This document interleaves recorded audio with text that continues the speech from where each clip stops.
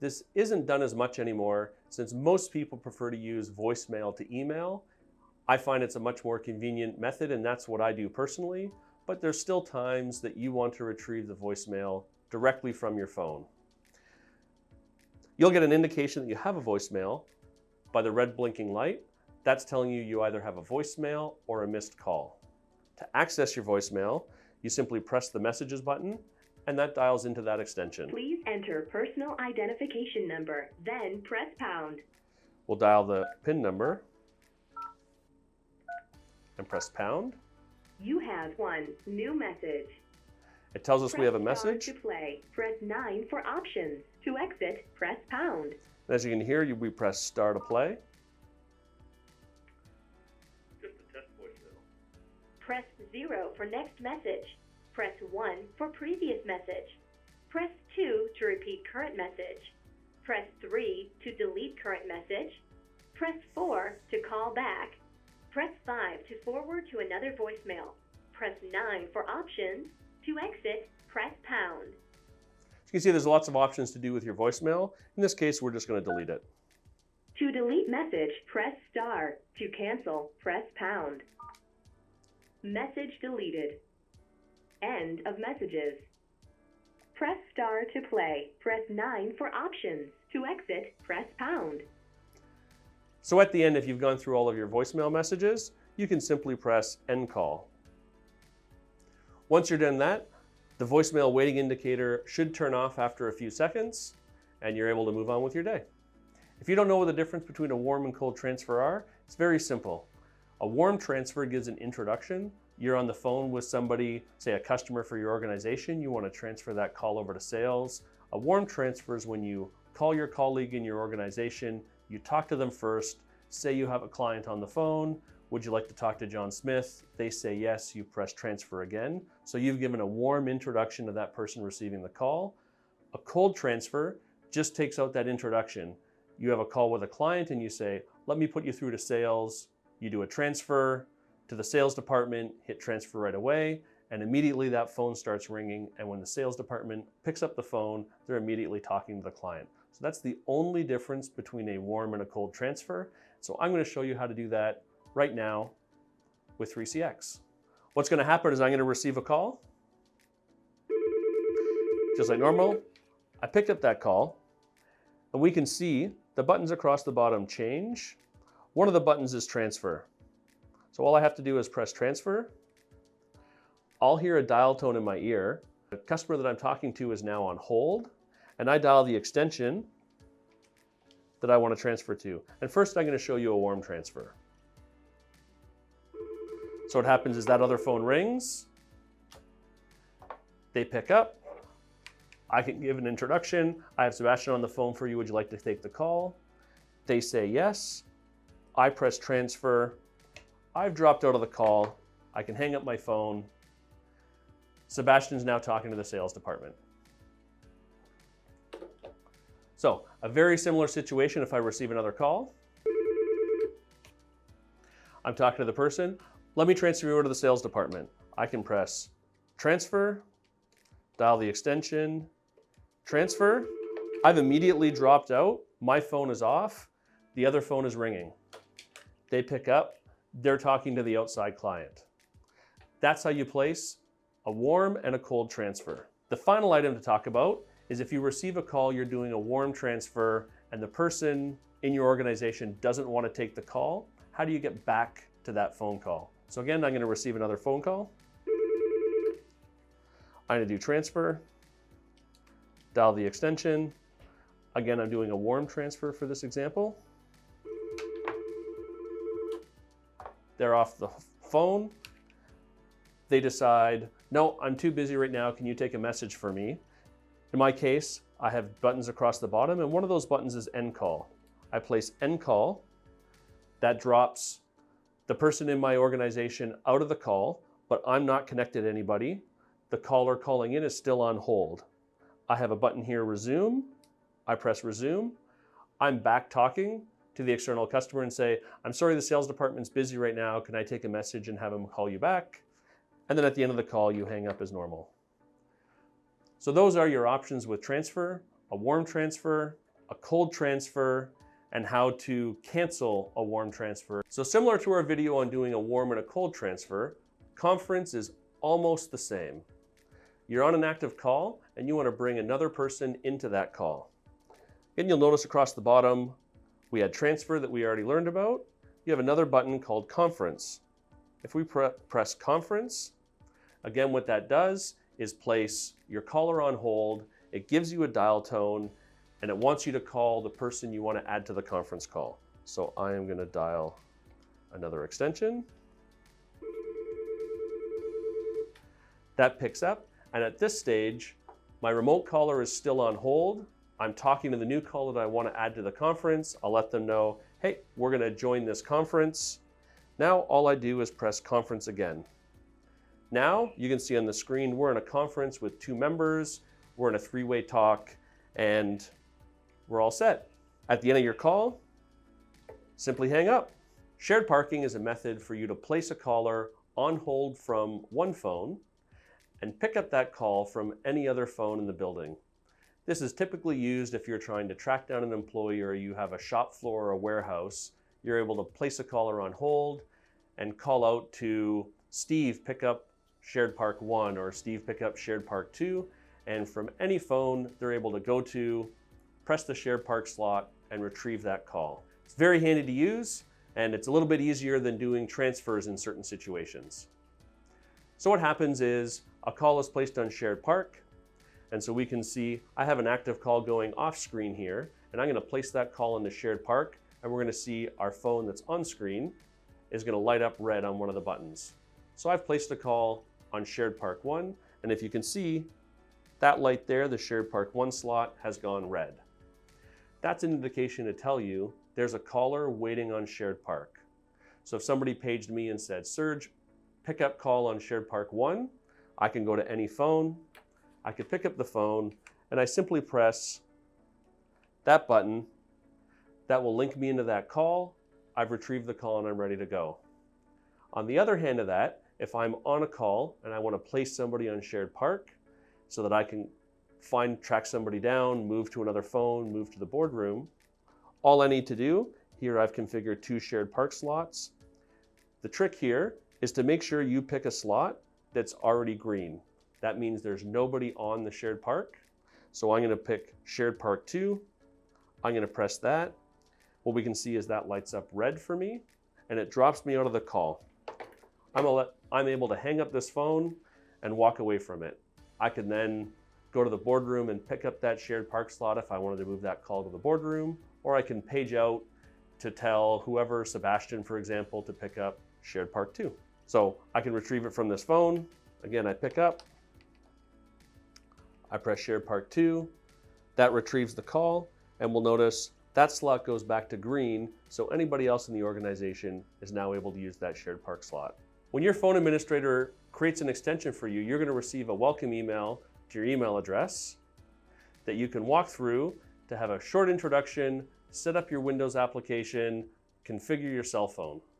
This email has 3 attachments. Your first one is a PDF file that gives you a quick overview of getting started with 3CX. There's some great information in this PDF, and it's worth taking 5 or 10 minutes to review it. It shows a high-level overview of all the different features, how to configure them, and gives you some ideas. You also, we'll talk about a little bit later, provisioning your cell phone. We have a QR code. There's a third attachment that by default, Windows doesn't understand. It's a .3cx config file. And that's what I wanted to talk to you about today. Your first step in making this work is to download and install the Windows 3CX application. The best way to do this is to Google Windows 3CX app. This should bring you right to the right location, which gives you a link to the latest version of the app. So you'll want to scroll down on this download page to the Download the Windows app. Remember, if you're a client of Skycomp Solutions, you don't need to do this on your own. Feel free to open a ticket with the help desk, and we will absolutely do this process for you and get everything up and running. So now this application is downloaded. I have to launch it, accept the license agreement, and run the install.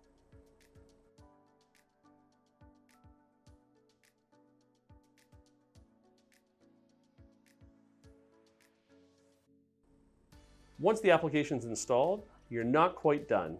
The application's there, but doesn't know anything about your extension. The great thing about 3CX is now back to your welcome email. We can just double click on the 3CX config and select open. What this does is auto configures the application and logs you in. There's two methods of using this application. One is called CTI. That's working as a soft phone, where you would use the microphone or speakers of your laptop to place calls. This is great for a laptop on the road when you're not close to your physical phone. You turn on CTI mode and you have a soft phone to deal with your extension. The other option, which is very cool and used when you're in the office, is to turn on to desk phone mode. When you turn on a desk phone mode, you actually pair this application with the physical phone on your desk. And that way, when you go to place calls, it will ring your phone and you pick up the physical handset. To do that, there's this icon up at the top. Right now I'm on soft phone mode. If I click it, I can choose desk phone. It just takes a second for the application to change over, and we see this icon now has changed to a phone icon. That's telling us we're paired with our desk phone. We have the 3CX app installed and configured. One last step to make the integration with Outlook work is for you to close Outlook and reopen Outlook. And you'll find now when you reopen Outlook, you'll get this notice from Microsoft to install the 3CX Outlook add-in. If you don't see this pop up, contact your 3CX administrator because they've likely not turned on the Outlook plugin for your extension, and they have to do that from your administration of your extension. When you see this, you simply want to click install, and Outlook opens as normal, and we're ready to go. There's a couple features that I recommend changing, or a couple settings I recommend changing in the 3CX app once you've done this. To change these settings, you're going to want to go down to the gears icon down at the bottom of the 3CX app, and Advanced Settings, and Integration. The first setting is under General.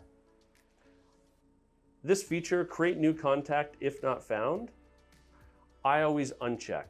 What this feature does by default is if you receive a call, that call display number comes up on your phone, and if you do not have an Outlook contact for that, Outlook will create a new contact with that number already filled in.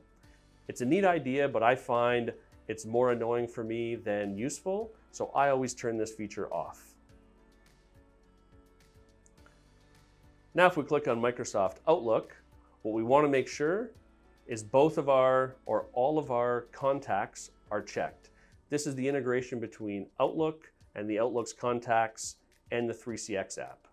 So in this case, I see both of my contact lists are checked, so I don't need to do anything more. I can click Save, Close, and we can click the back arrow here and back arrow one more time to return to our neutral state.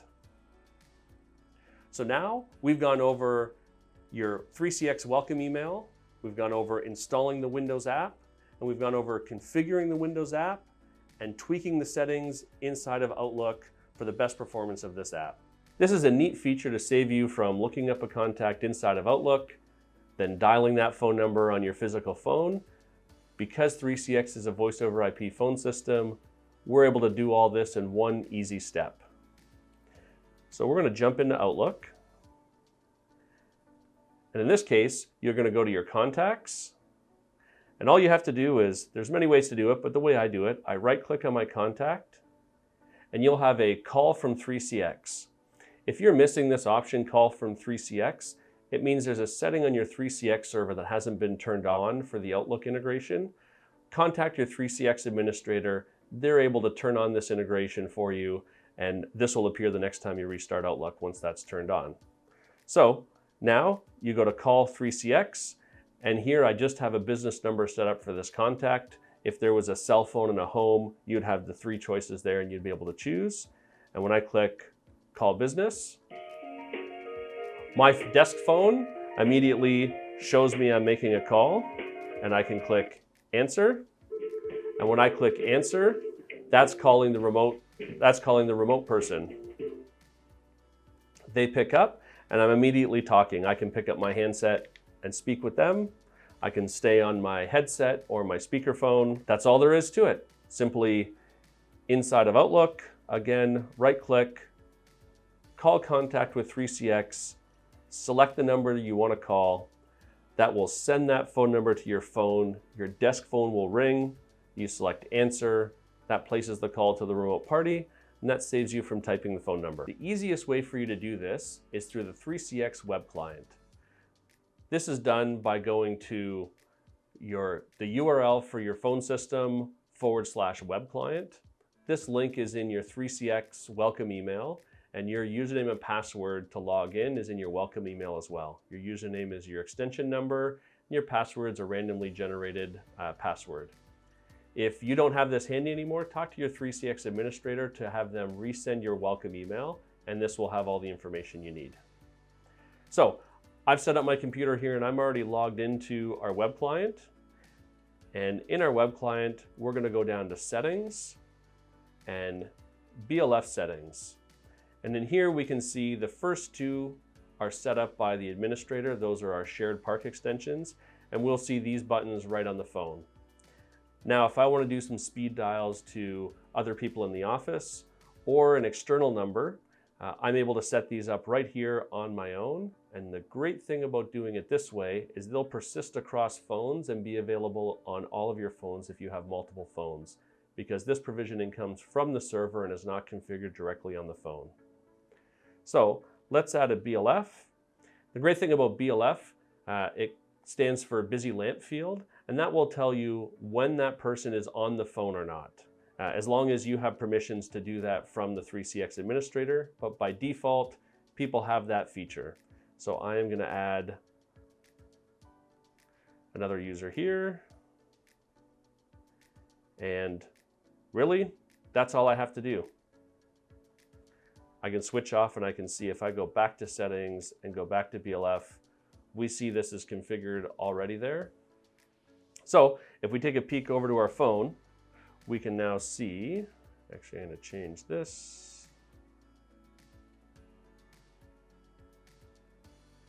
If we pop over our phone, we can see the 3rd button down is set as that shortcut key. So that's all you have to do. What you'll do when you set these BLF fields for them to be available on your phone, you'll just have to reboot your phone. The easiest way is to unplug the network adapter and plug it back in. There is a menu item depending on the phone you can go into to restart the phone, and that's what you'll need to do. And you can see we're able to add, say, a speed dial, a custom speed dial. And this now can be, say you call Federal Express, FedEx, a lot because you deal with shipping and receiving. You can then put in their 800 number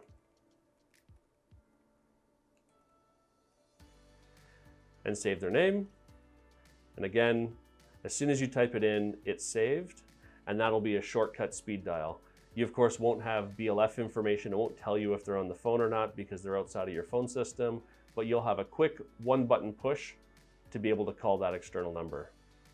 So that is how to manage your own shortcut keys on your phone. This is a feature that a lot of clients don't use as often as they could. They might use the Do Not Disturb button on their actual phone, but this is something that you can use quite a bit more, and you're able to edit the behavior of the different statuses. And I'll show you a few ways to set the statuses. So again, the easiest way to configure this is to hop into the web client. Again, that's the URL of your 3CX system /web client.